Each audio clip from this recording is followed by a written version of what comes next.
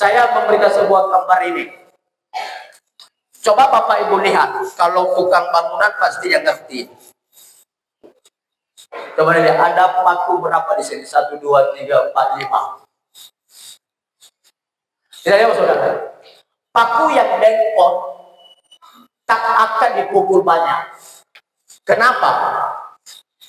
Pak saudara, tapi justru yang lurus dihantam terus. Oso-oso sabila ngala toko tukang ngano bengkok ngano abila Pak saudara, lo akan terus ke toko. Kenapa? Dan tidak akan tertancap. Tapi oso-oso yang lurus Pak saudara, oso-oso yang lurus terus dihantam, terus ditokok sampai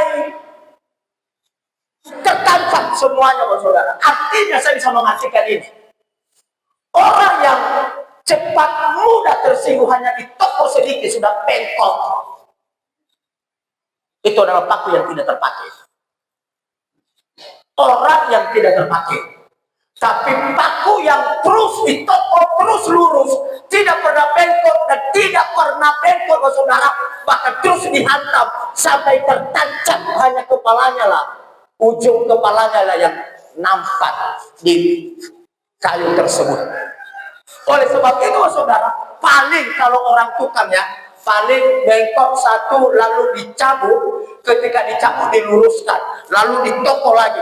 Kalau bengkok lagi Bapak saudara, kalau bengkok lagi bahkan dicabut, dibuang.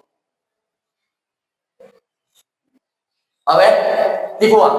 Saya rasa tukang pasti akan tahu ini. Dibuang. Tidak ada tukang yang selalu bengkok disimpan, tidak ada. Tapi paling pun kalau malas dia mencabutnya, pasti ditekuk terus, dan apa yang terjadi tidak akan tertancap. Inilah kehidupan manusia Bapak saudara. Inilah kehidupan manusia. Orang yang ditegur, orang yang dinasehati, kalau dia tetap tegak lurus Bapak saudara, itulah orang yang berhasil. Itulah orang yang berhasil. Tapi orang yang cepat Bapak saudara, hanya sedikit saja bengkok, hanya sedikit saja bengkok, ditokok sedikit saja udah bengkok, maka paku tersebut Bapak saudara tidak akan dipakai, dibuang. Inilah kehidupan manusia. Dan orang yang mengandalkan Tuhan, orang yang mengandalkan Tuhan adalah orang yang tetap lurus. Amin. Haleluya. Saya sudah menyampaikan tadi Bapak saudara adalah orang yang mengandalkan Tuhan Bapak saudara.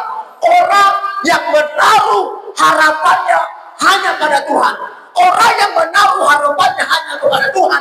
Tidak lagi mengandalkan harta, tidak lagi mengandalkan daging, tidak lagi mengandalkan apapun, tidak lagi mengandalkan kepintaran, kepandaian dan lain dan sebagainya. Orang yang menaruh harapannya pada Tuhan, yang diandalkannya hanya satu, adalah hanya Tuhan.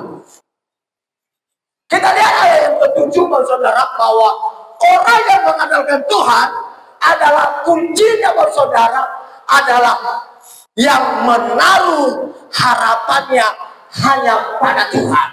Apapun yang terjadi, mau susah, mau mati, mau menderita, mau apa, tetap fokus hanya berharap dan menaruh harapan hanya pada Tuhan.